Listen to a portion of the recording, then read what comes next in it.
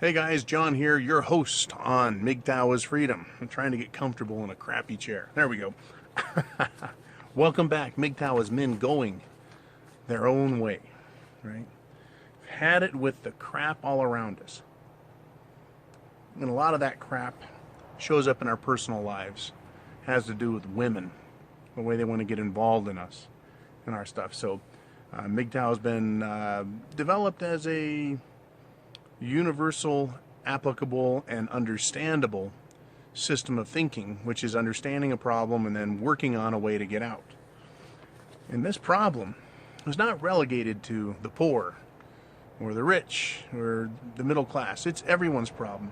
It's not a problem just for men of average mental means. You know, it's a problem that plagues even the most intelligent among us. I have a friend. His name's John. He lives over in Fremont. You can call him my brother if you wish. Highly intelligent. I wish I had the time and the luxury to spend with guys like him that I know. And talk about the shit that goes on between their ears. It's fascinating to talk to doctors and philosophers and scientists, people with a lot of education, because they can consider things that are just outside the realm of us normal guys. You know, so I dabble in a lot of higher thinking exercises.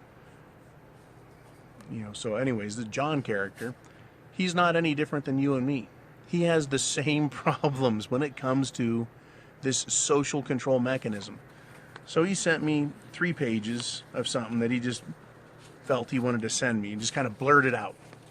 And this is, once again, one of those exercises just to think, because Mgtow is an exercise. It's one we get to think about, one we can postulate and come up with a bunch of ideas. You can state a position, you can take the opposite position, you can look at it from all sides. And I think we should all do that.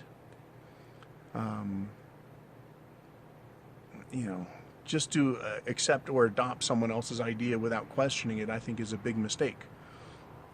Anyways, the premise I started this video with is everyone has this problem. Doesn't matter whether you're young, you're old, somewhere in between, rich, poor, somewhere in between, and, you know, dumb, smart, somewhere in between. You know, so I wanted to go over this, and you know, John's messing with me a little bit, and I told him I would answer. I was going to read it and then answer it in the video. Okay, it's entitled "A Very Deep Mgtow Thought to Consider." He says, "Okay, pour 2 full scotches and sit back, slowly sip, and deeply consider the following thoughts." Or a mindfuck.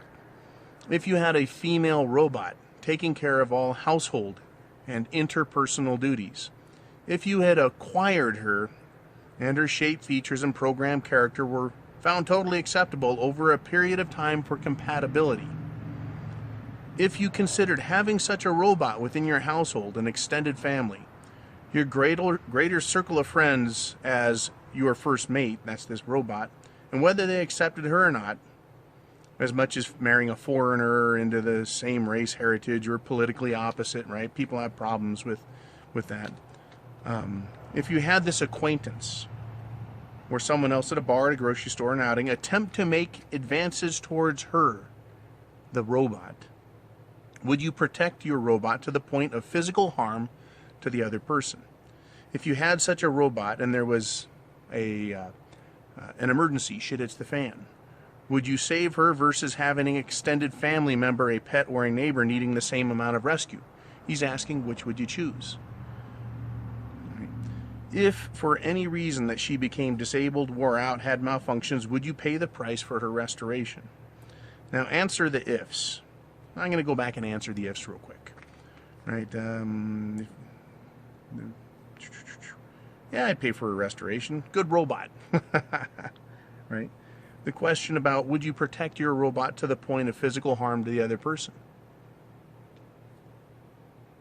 Well, if someone was beating your house windows out with a bat, You know, would you protect it to the point of physical harm to the other person? Yeah, you'd stop them. How about your car? Yeah, you'd stop them. If they were stealing money out of the bank that was in a box with your name on it, yeah, you would stop them, even if it meant hurting them. So why not protect this robot? Right? Which is valuable, provides pleasure, satisfaction. I say yeah. Yeah. You know, if there was an emergency, and presumably in this theory John throws out at me, you know, would I choose this robot over an extended family member, I guess cousins, a pet, or a neighbor needing the same amount of rescue? That's an interesting question, right? The robot is not a living being. It can be replaced. Pets can be replaced, but they're just animals. We eat animals all the time. So only the most die-hard vegetarian could claim that no animal should ever be harmed. And usually most of these vegetarians are hypocrites anyways. If you're one of them and you're not a hypocrite, you win. If you're a hypocrite, you fucking know it. Shut up. All right. But a neighbor.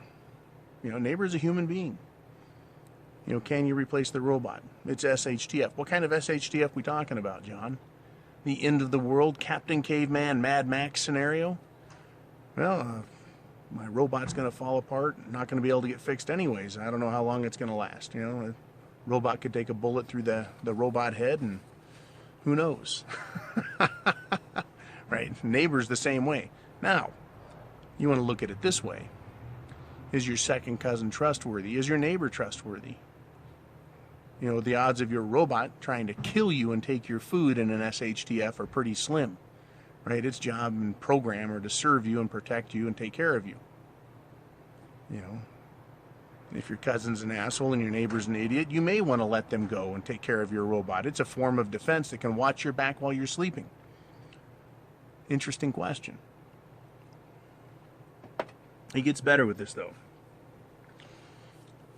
Now, answer the ifs. If these questions were applied to a regular female, would you call that love? If you have the same questions answered with the majority of yeses, is that love of a domestic pet or a farm animal, or a higher love and friendship that happens between humans? He's talking about the love you have for your robot. If you would replace it, you know, if you would restore it, if you would protect it to the point of harm, you know, to the other person, you know, or if you would choose it over your neighbor. You know, is that love? You know, is that what happens between humans? Okay, would you love that female robot and take no crap from anybody about your love and where it was directed? Right, this question about loving your robot. See, this is where I think John has jumped to a conclusion that because you've protected it, cared for it, would be willing to pay for it. He's calling into question, well, is that how we think of women? You know, the women we have, you know, we care for them. We would protect them with our lives to the point of harming other people to do so and choosing them over neighbors. You know, I think it's a tricky question that he's put in front of me. You know, I don't know if that's what love is. You know, just being willing to care for something or protect it or spend money on it. You know, so I think he's going to get better with this right here, though. Now, the cutting question, the human female, aside from the character and personality defects, i.e. feminism, as a mortal and potentially emotional and fault-prone, right, or a female robot as a potential immortal and currently non-emotional and no fault-prone, can you accurately tell the difference between a male-female love and that of a human male robot female love? You know, the answer is yes, because ultimately for me the robot is just a robot and a human is a human, and I see a major distinction between the two. Could you develop a type of love for a robot? I think this is the question that needs to be asked here. You know, as men, we have love for family, love for mom, love for dad, love for children.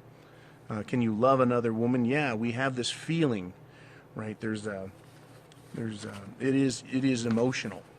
But if a robot was programmed to behave in such a way that she became indistinguishable from a human, taking on so many programmed characteristics, facial expressions, right? Tone of voice and service, can you come to love that? Or is it merely an appreciation for fine technology? See, to me, I think it's an appreciation for fine technology. I don't think it would be love for the robot. I don't know if you can fall in love with the robot, because you can ultimately take that robot, go download everything or upload it or back it up, if we want to use the term back up the files. If something were to happen to that robot, you just back those files up, put it in another robot, there you go. Bada bing, Bob's your uncle. You're back right where you left off the day before. If you lose a human that you love or have feelings of love for, right, they're gone, they're gone. Right, someone injures them, right, shit hits the fan happens, or they get cancer, right, and they disappear. You can't replace them. Robots are replaceable. So I think that makes this. But this idea, or could you fall in love with it, or could you just be highly impressed by it? That's where I think the question that John was trying to put to me, and I'm putting to you, is, what is your love made of? Where does it come from? What is it about? This idea of human intimacy being substituted with human cyber intimacy. The problem that we as men have today, as Mgtow men, is that we're not getting human intimacy from women.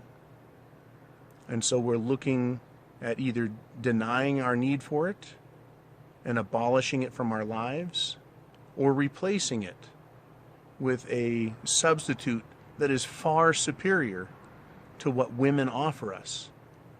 And then we get to ask ourselves, is that love or not? It's a really great set of questions he asked, because I delved into this. Well, what is my love about? Right? And what is it about women that just is a huge turnoff? Why do we make jokes and then consider robots? Why not? All I want is a BJ and a sandwich. Give me a break on everything else. I don't need the drama. I don't need the headaches. I don't need the expense.